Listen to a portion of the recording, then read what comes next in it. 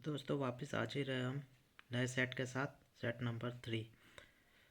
पहला सवाल है सामान्य विज्ञान का, चुंबकीय फ्लक्स की एसआई इकाई क्या है? तो इसका सही जवाब है डी, वेबर। चुंबकीय फ्लक्स की एसआई इकाई वेबर है। दूसरा सवाल है क्रायोजेनिक इंजन में ईंधन के रूप में इनमें से किसका उपयोग किया जाता है? तो इसका सही जवाब है तरल ऑक्सीजन, तरल हाइड्रोजन। तीसरा सवाल है निम्नलिखित में से कौन सा कंप्यूटर वायरस दस्तावेज की फॉर्मेटिंग को नुकसान पहुंचाता है और उसे एडिट करने की अनुमति नहीं देता? तो इसका सही जवाब है बी, मैक्रो वायरस। चौथा सवाल है निम्नलिखित में से कौन एक मृतोपजीवी कवक है? तो सही जवाब है पेनिसिलियम। निम्नलिखित में से कौन एक मृतोपजीवी कवक है? पेनिसिलियम। पांचवा सवाल है एक ईबी के बराबर होता है? तो सही जवाब है डी, 1024 पीबी। छठा सवाल है नॉर्वे के स्वालबार्ड में निर्मित अंतर्राष्ट्रीय आर्कटिक अनुसंधान बेस नी-अल-सैंड में स्थित भारत के पहले अनुसंधान केंद्र का नाम क्या है? तो इसका सही जवाब है बी, हिमाद्री।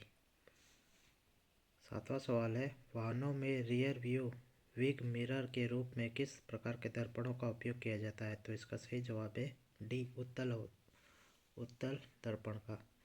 आठवां सवाल है भौतिक अनुसंधान प्रयोगशाला जो अंतरिक्ष एवं इससे संबद्ध विज्ञानों के लिए एक राष्ट्रीय अनुसंधान संस्था है, कहाँ स्थित है? तो इसका सही जवाब है डी, अहमदाबाद। किस ताप पर जल का घनत्व अधिकतम होता है? 277 केल्विन पर। सी आंसर है इसका। डी, सूर्य के वास्तव में क्षितिज के ऊपर से गुजरने और हमारे द्वारा पृथ्वी पर इसकी छवि देखे जाने में सक्षम होने के बीच का समय अंतर कितना है? तो इसका सही जवाब है डी, 2 मिनट का समय अंतर होता है। 11वां सवाल है अर्थ ओवर प्रोग्राम कब शुरू हुआ? तो इसका सही जवाब है सी, 2007 में। हरी मटर का वैज्ञानिक नाम क्या है? तो इसका सही जवाब है ए, पाइसम सटाइवाम। अब सामान्य अध्ययन का सवाल है भगवत गीता का सर्वप्रथम अंग्रेजी में अनुवाद किसके द्वारा किया गया था? तो इसका सही जवाब है चार्ल्स विलिकन्स। 14वां सवाल है लखनऊ में 1857 के विद्रोह के नेतृत्व किसने किया था? तो इसका सही जवाब है बेगम हजरत महल ने। 15वां सवाल है स्वेज नहर जो वाणिज्य के लिए अत्यंत महत्वपूर्ण है निम्नलिखित में से किस देश में बनाई गई थी? तो सही जवाब है ए, मिस्र में बनाई गई थी। 16वां सवाल है राष्ट्रीय पुस्तकालय कहाँ स्थित है? तो सही जवाब है कोलकाता में। वोट के आदेश पत्र का संबंध निम्नलिखित किस सुधार से है? तो इसका सही जवाब है शिक्षा से है। यूएनओ के पहले महासचिव कौन थे जो अफ्रीका महाद्वीप से संबंधित थे? तो इसका सही जवाब है B, Boutros Boutros Ghali. Boutros Boutros Ghali. 19वां सवाल है निम्नलिखित में से कौन सी उन 3 नदियों में से एक नहीं है जिसका पारस्परिक प्रभाव उत्तर भारतीय मैदानों के निर्माण के लिए उत्तरदायी है? तो इसका सही जवाब है डी, गोदावरी नदी। 20वां सवाल है राष्ट्रीय कवि रामधारी सिंह दिनकर को उनकी किस रचना के लिए ज्ञानपीठ पुरस्कार से सम्मानित किया गया था? तो उर्वशी के लिए। बी आंसर है इसका, उर्वशी।